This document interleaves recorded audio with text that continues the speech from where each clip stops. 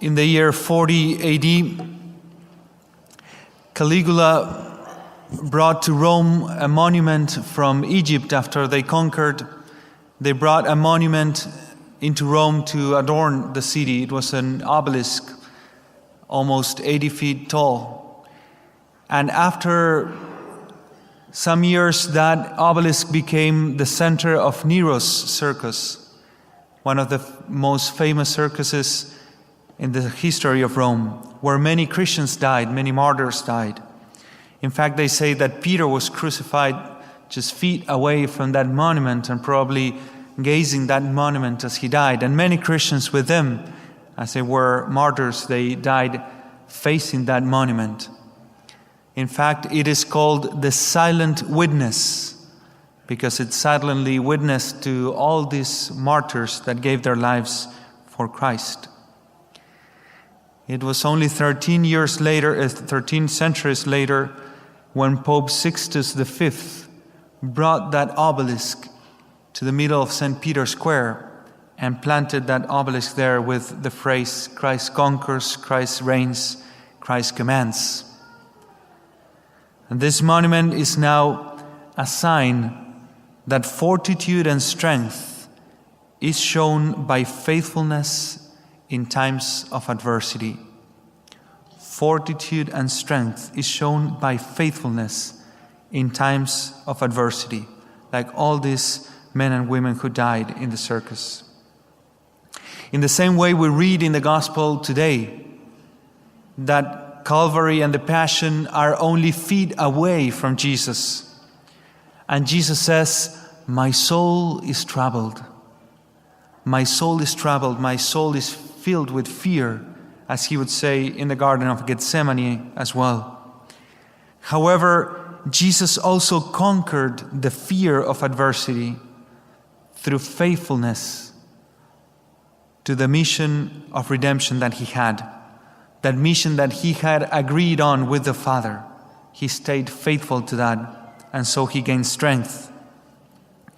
So if we look at Christ in this day, we can learn for our own lives how to gain strength through focus in our lives, especially when we experience adversity. Pope Francis said once, "We need not think that the gift of fortitude is necessary only on some occasions or in particular situations. This gift must constitute the tenor of our Christian life in the ordinary daily routine. As I said, we need to be strong every day of our lives to carry forward our life, our family, our faith." We all need strength in our lives in different times, especially when we face adversity, as I say. So I want to suggest today that strength in our lives comes from being focused.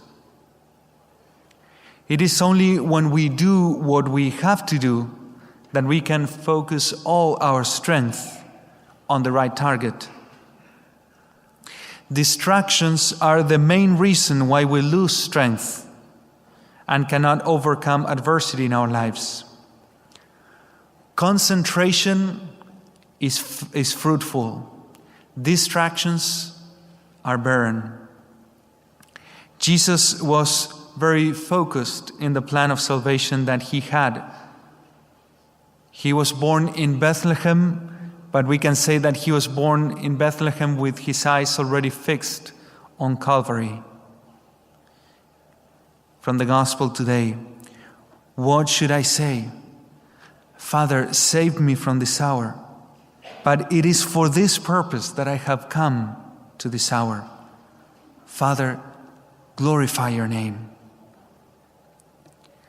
Do you know what is the greatest temptation to not do what we have to do? To do something else. That is the greatest temptation, to not do what we have to do something else. Because we could say that strength leaks in our lives. We have a certain amount of strength. And when we concentrate and we focus, we make the most of our strength. But distractions are leaks of our strength. when we have a clear vision of what we have to do, 1,000 other opportunities appear so that we may end up doing everything else but what we have to do. But again, concentration is fruitful. Distraction is barren. Imagine for a moment that Jesus gave into that distraction that came to him. These Greek people come to see him. And of course, Greece, was one of the culture of the time, one of the powerful empires. And Jesus is tempted in that moment. Imagine if Jesus, instead of going on to the road of Calvary, he went on the road to Athens to also preach the gospel over there, instead of doing what the Father had prepared for him, the salvation of the world. Imagine what would it be. But Jesus says no in that moment. He says, no, I have come to die among the lost sheep of the people of Israel. It is not I who will go to Greece. We will eventually go to Greece. We will evangelize the Hellenistic world. But it is not me. I've came to give my life for the lost sheep of Israel. And because Jesus died in forgotten Jerusalem, is that he was fruitful. And the Hellenistic world was also evangelized. He didn't drifted his responsibility in that moment. He stayed focused in what he had come to do. Distractions are barren, but concentration is fruitful. So what do we have to do to gain strength through focus, especially in times of adversity? I would like to share with you three quick pointers that can help us for this. The first one is, don't change the plan. Change your commitment. Raise your commitment, in fact. We cannot change the plan every time we experience some adversity, and that is the temptation. We are set on something, a Lenten resolution, or just something in your life, something that you have to do, and it's the will of God. And then the first adversity comes, it becomes hard to do it. And we have that temptation of looking for something else to do. Maybe it is not this. So don't change the plan every time adversity comes. Change your commitment, raise your commitment. Make it even greater and better. John Henry Newman, he was an example of this. He was a very committed man. And he discerned the will of God in his life, and then he stuck to it. He stuck to that will of God in his life. And once he writes this paragraph that I would like to share with you, how by being committed, we truly attain our goals in life. He says, if you ask me what you are to do in order to be perfect, I say, first, do not lie in bed beyond the due time of rising.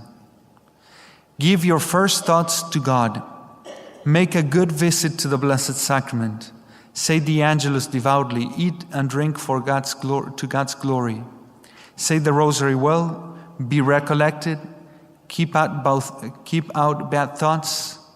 Make your evening meditation well. Examine yourself daily. Go to bed in good time. And you are already perfect. I think I fail in all of them, honestly, but at least we know that by commitment to all those things that we have set for our lives, that we know that they are the right thing for us to do, if we are committed to those, even in times of adversity, that's where we will gain great strength in our lives. The second pointer is seek the affirmation of God and the angels. Seek the affirmation of God and the angels. When we lack that validation of this world, we need to turn to heaven. 3 times in the Gospels the Father speaks, and the 3 times is to confirm the Son and to affirm him in the mission. The people around Jesus said an angel had spoken to him. Even some of them thought it was a thunder because of how validated and confirmed Jesus was in his mission after that. He was set and resolute to go to Calvary, to give his life for us. May people around us say the same of us because of how committed we are to our goals. An angel has spoken to him, to her. It seems that angels speak to them because how set they're on their goals. So seek that affirmation. Retreat in prayer. When things are hard, retreat for a moment and close your eyes and put your hands on your heart and say, Lord, confirm me, affirm me in this moment that what I am doing is the right thing. This is what I have to do. And if you seek that validation from the Father and the angels, you will see how you will get it. And that will give you strength to keep moving in the direction that God has shown you. And in the third place, stay focused even when things fall around you. When adversity is at the hardest, stay strong. Because it is in those moments we show our true commitment to God. God usually tries us. He tries our souls before trusting our souls. He tries our souls before trusting us with some blessings. So there's usually trials if we are committed to a vision that God gives us. So push through the hardships. We tend to think many times that if things become too difficult, it might be because it's not the will of God, if I have all these obstacles. But I would suggest that it is all the opposite.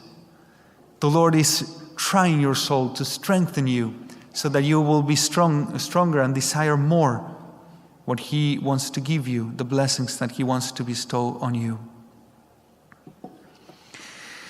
We go back to that monument in St. Peter's Square. We gain strength in our lives by focusing on our God-given goals. And I desire for all of us that we may stay focused, especially in our Lenten resolutions in these last days, and also in all the goals that you have for your spiritual life and for your life in general. That we may gain strength by being focused on what the Lord has showed us.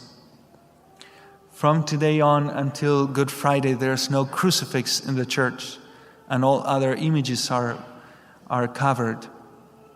Because we become that crucifix in the Sunday. Because true love is bound. True love is bound to a cross. True love is bound to the will of the Father. Obedience through hardships and adversity. May we stay strong by focusing our lives on the crucifix.